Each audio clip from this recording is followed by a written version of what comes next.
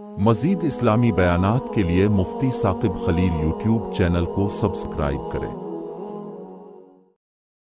پھر آپ صلی اللہ علیہ وسلم کی مبارک عمر جب 40 سال کی ہوئی، آپ صلی اللہ علیہ وسلم جو ستو کھجور ایک سرائی پانی کی یہ لے کے حضور جاتے تھے، اور غار حرا جبل نور کی چوٹی کے اوپر آج بھی اپنی اصلی شکل کے اندر موجود ہے۔ اللہ ہم سب کو حاضری نصیب فرمائے، غار حرا کی اللہ زیارت کرنے کی توفیق نصیب فرمائے، جہاں اللہ تبارک و تعالیٰ کا سب سے پہلے قرآن مجید نازل ہوا، وہیں محبوب کریم صلی اللہ علیہ وسلم عبادت فرما رہے تھے، اور دوران عبادت حضور کو تھوڑی نیند آئی۔ آپ صلی اللہ علیہ وسلم دوپہر کا ٹائم تھا، 40 سال سے ایک دن اوپر حضور کی عمر مبارک تھی، سوموار کا دن تھا، اور جبل نور کا پہاڑ تھا، غار حرا تھی، دوپہر کا ٹائم تھا۔ آپ صلی اللہ علیہ وسلم فرماتے ہیں میں آرام میں تھا، اتنے میں کسی نے آواز دی، میں اٹھا، میں نے دیکھا، مجھے اس غار کے اندر کچھ نظر نہ آیا، پھر میں سو گیا، میں سویا تو پھر کسی نے آواز دی، قم، اے نبی جی آپ کھڑے ہو جائیں، پھر میں اٹھا تو مجھے کوئی نظر نہ آیا، تیسری مرتبہ جب مجھے کہا گیا کھڑے ہوں تو میں اٹھ کر بیٹھا، ادھر ادھر دیکھنے لگا، اچانک سیدنا جبریل امین میرے پیچھے سے چلتے ہوئے آئے اور میرے سامنے آ کر کھڑے ہو گئے۔ سیدنا جبریل امین پہلی مرتبہ حضور سے ملاقات کر رہے ہیں، انسانی شکل کے اندر آئے ہوئے ہیں، خوبصورت بال کھائے ہوئے، خوبصورت گیسوں، لمبے لمبے بال ہیں، سرمگی بصر، آنکھوں کے اندر سرما لگایا ہوا ہے۔ سیدنا جبریل امین آسمان کے فرشتوں میں ایسے چمکتے ہیں جیسے ہمارے ہاں آسمان کا سورج چمکتا ہے، ایسے وہ فرشتوں کے اندر حضرت جبریل امین کی چمک اور روشنی ہے۔ سیدنا جبریل امین بہت خوبصورت ہیں، آپ میں سے کوئی کہے کہ آپ کو کیسے پتہ چلا؟ سیدنا تحیہ قلبی کو میں نے پڑھا، اور جبریل امین زیادہ تر سیدنا تحیہ قلبی رضی اللہ تعالی عنہ کی شکل میں آتے تھے، انسانی شکل میں آئے، سفید اجلا اجلا لباس، سرمگی بصر، بڑی بڑی زلفیں، اور اپنی اندر سے ایک ورقہ نکالا، ورقہ نہیں بلکہ وہ ایک ریشمی کپڑا نکالا، اس ریشمی کپڑے کے اوپر کچھ لکھا ہوا تھا۔ نبی کریم رؤوف الرحیم صلی اللہ علیہ وسلم کو عرض کیا، اقرأ، اے نبی جی آپ پڑھیں۔ نبی کریم صلی اللہ علیہ وسلم نے فرمایا، ما انا بقارئ، میں تو پڑھا ہوا نہیں ہوں۔ اس نے آپ صلی اللہ علیہ وسلم کو اپنے بازو کے درمیان پکڑا، سینے سے لگایا، اس قدر زور سے بھینچا، قریب تھا کہ آپ کی ہڈیاں ٹوٹنے لگے۔ جب حضور پاک صلی اللہ علیہ وسلم کو چھوڑا، پھر کہا اقرأ، اے نبی جی آپ پڑھیں۔ نبی پاک صلی اللہ علیہ وسلم نے فرمایا، ما انا بقارئ، میں تو پڑھا ہوا نہیں ہوں۔ پھر جبریل نے حضور کو اپنے سینے سے لگایا اور اپنے دونوں بازو سے حضور پاک صلی اللہ علیہ وسلم کو زور سے دبایا، بھینچا، اس قدر زور سے دبایا کہ آپ صلی اللہ علیہ وسلم نے فرمایا قریب تھا کہ میری ہڈیاں ٹوٹ جاتی۔ پھر مجھے چھوڑا، پھر مجھے کہا اقرأ، آپ پڑھیں۔ میں نے پھر کہا کہ میں پڑھا ہوا نہیں ہوں۔ تیسری مرتبہ پھر سینے سے لگایا، سینے سے لگا کے پھر جبریل امین نے مجھے زور سے دبایا، پھر کہا اقرأ بسم ربک الذی خلق، خلق الانسان من علق، اقرأ وربک الاکرم الذی علم بالقلم، علم الانسان ما لم یعلم۔ اس حکیم خبیر ذات نے یہ 5 ڈوز، یہ 5 آیات، یہ 5 قرآن مجید کی آیات حضور کو دیں۔ اللہ چاہتا تو پیغمبر کو سارا قرآن سنا سکتا تھا، یاد کرا سکتا تھا، لیکن اللہ تعالیٰ نے حکمت کے مطابق صرف 5 آیات دی، جیسے بندہ کوئی بیمار ہو، حکیم دوائی دیتا ہے کہ یہ دوائی 5 دن کھانا، پھر اس کے بعد وقفہ کرنا، پھر آنا اور دوائی دوں گا۔ اللہ نے پہلے 5 آیات نازل فرمائی۔ آپ میں سے کسی کے دل میں خیال آئے کہ یار یہ آج عجیب بات ہم نے سنی ہے، چھوٹا سا بچہ پکڑ کے لے جاتے ہیں، مولوی صاحب کے پاس بٹھاتے ہیں، مولوی صاحب اس کو پڑھاتا ہے، بچہ پڑھو بسم اللہ، بچہ پڑھتا ہے بسم اللہ، مولوی صاحب کہتا ہے پڑھو الرحمہ، بچہ پڑھتا ہے الرحمہ، بچے کو مولوی صاحب پڑھاتا ہے الرحیم، بچہ پڑھتا ہے الرحیم۔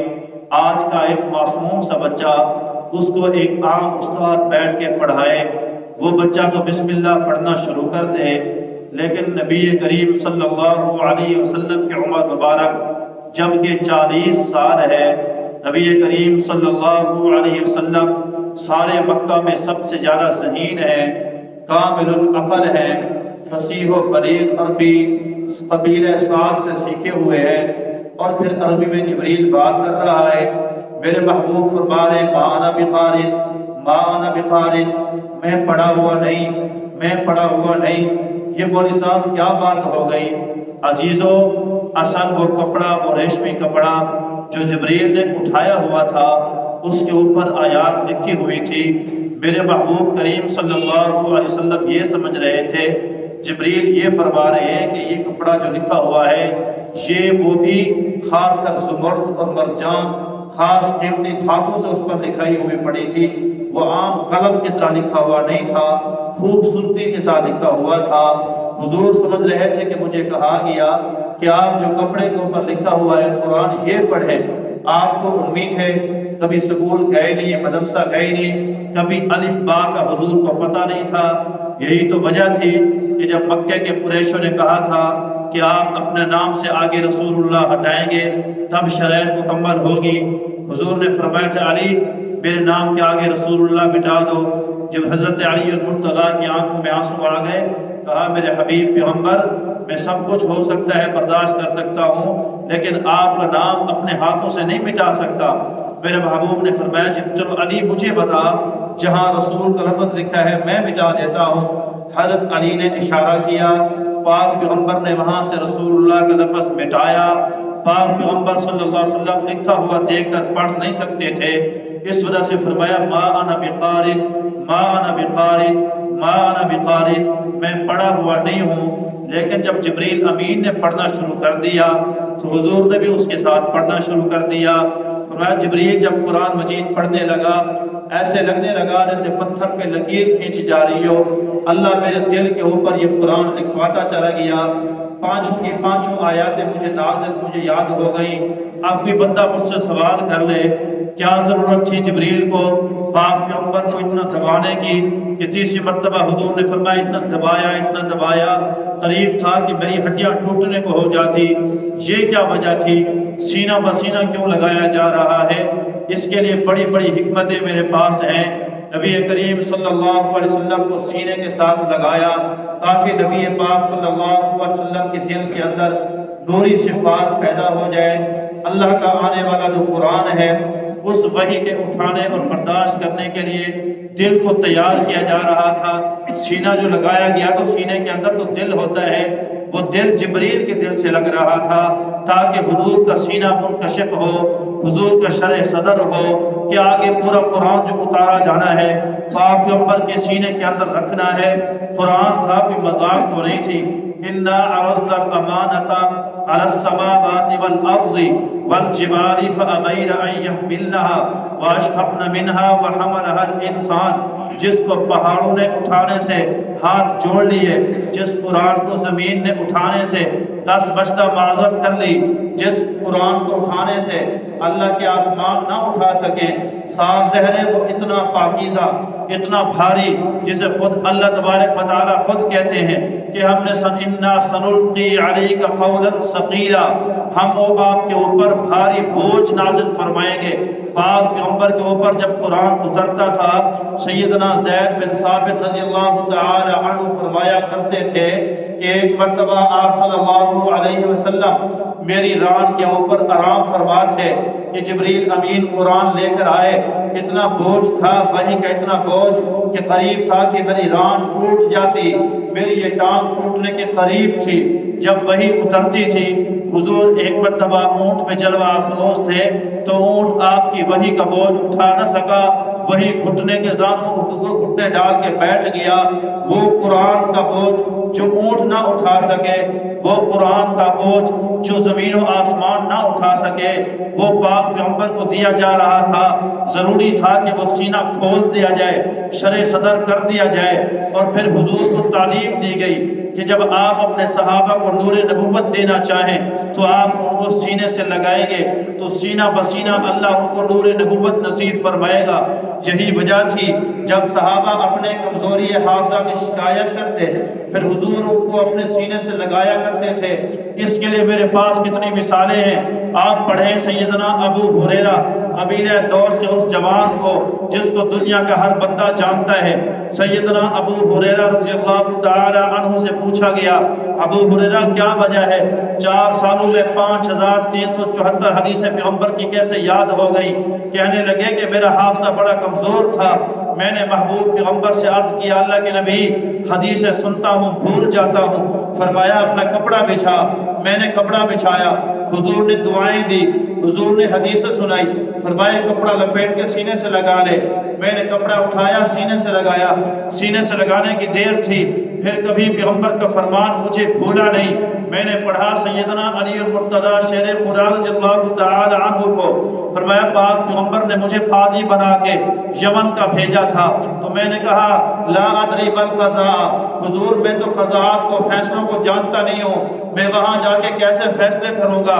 نبی کریم صلی اللہ علیہ وسلم فضرب رسول اللہ صلی اللہ علیہ وسلم، پاک پیغمبر نے میرے مبارک سینے پہ مبارک ہاتھ پھیرا، ہاتھ رکھ کے حضور نے دعا دی، اللہم اہد قلبہ وسدد لسانہ، اللہ اس میرے علی کا سینہ بھی کھول دے، اس کی زبان سے صحیح فیصلے بھی صادر فرما دے۔ پھر سیدنا علی المرتضی کہا کرتے تھے اس کے بعد کبھی ایسا نہیں ہوا 2 بندوں کے فیصلے میں علی کو شک ہوا ہو۔ یہی تو وجہ تھی علی المرتضی کو عمر بن خطاب کہتے تھے کہ اقضانا علی، کہ ہم میں سب سے بڑا قاضی اور قضات دیکھنا ہو، چیف جسٹس دیکھنا ہو، علی المرتضی کو دیکھ لیا کرو جو ہمارے فیصلے کیا کرتا ہے۔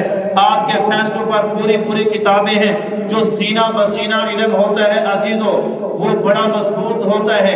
میں آپ کو ایک اور مثال دوں، پاک پیغمبر کے ایک صحابی ہیں جس کو دنیا سیدنا عبداللہ کہتی ہے، جس کے ابے کا نام حضرت عباس ہے، ابا بھی صحابی ہے، بیٹا بھی صحابی ہے۔ حضرت عباس کے بڑے صاحبزادے حضرت عبداللہ بن عباس رضی اللہ تعالی عنہما فرمایا کرتے تھے کہ حضور نے مجھے اپنے سینے سے لگایا جیسے جبریل نے پیغمبر کو سینے سے لگایا۔ میرے پاک پیغمبر نے سینے سے لگا کے فرمایا اللہم علمہ الکتاب، اللہ اس میرے عبداللہ بن عباس کو قرآن کا علم نصیب فرما۔ حضور نے فرمایا اللہم فقہہ فی الدین، اللہ میرے عبداللہ بن عباس کو دین کی سمجھ بوجھ اور فقاہت نصیب فرما۔ حضور نے سینے سے لگا دیا تھا۔ یہی وجہ ہے کہ آج تک دنیا سیدنا عبداللہ بن عباس بعد میں لیتی ہے، رئیس المفسرین پہلے لیتی ہے۔ ساری کائنات کے جتنا مفسر ہیں سارے مفسروں کے سردار دیکھنے ہوں عبداللہ بن عباس کو دیکھ لیا کرو۔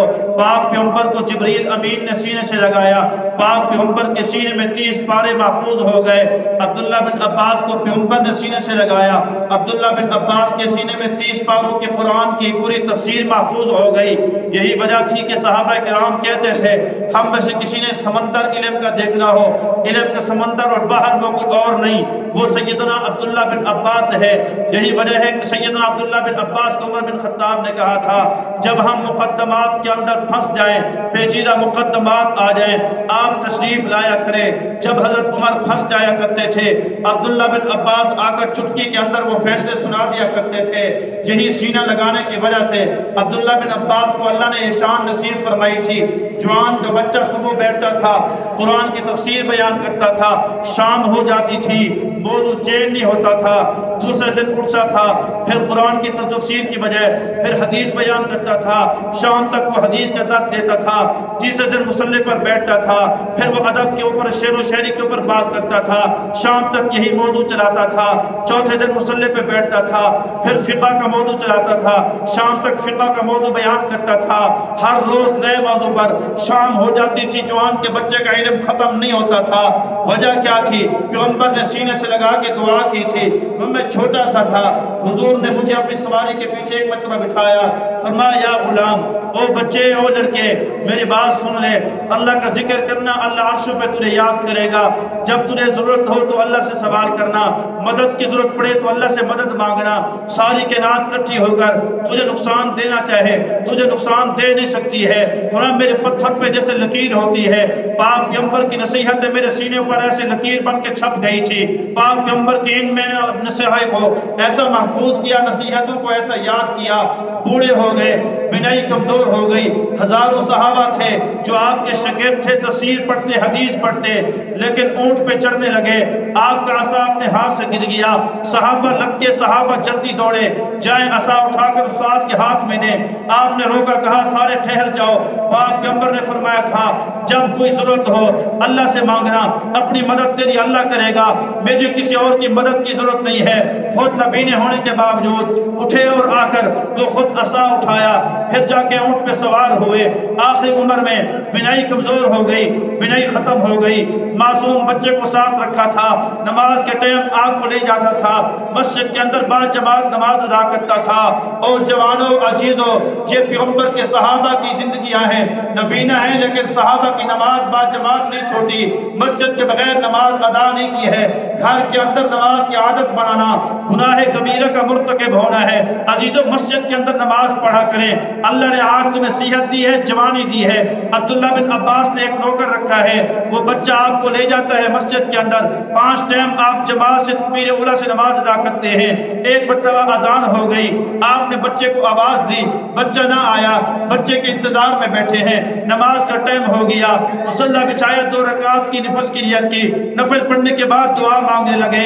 कहा अल्लाह, तेरे पैगंबर ने कहा था जरूरत हो तो अल्लाह से सवाल करना, मदद की जरूरत पड़े तो अल्लाह से मदद मांगना।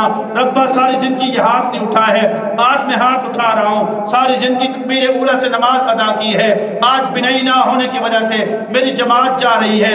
रब्बा मेहरबानी फरमा, आंखों की रोशनी नसीब फरमा, आज जमात से महरूम न कर। अभी आंसू जमीन पे नहीं गिरे थे, अल्लाह ने आपको पहले बिनाई नसीब फरमा दी थी, फिर आप उसी आंखों की रोशनी के अंदर चलते हो गए, नमाज अदा की। नमाज के बाद बिनाई खत्म हो गई।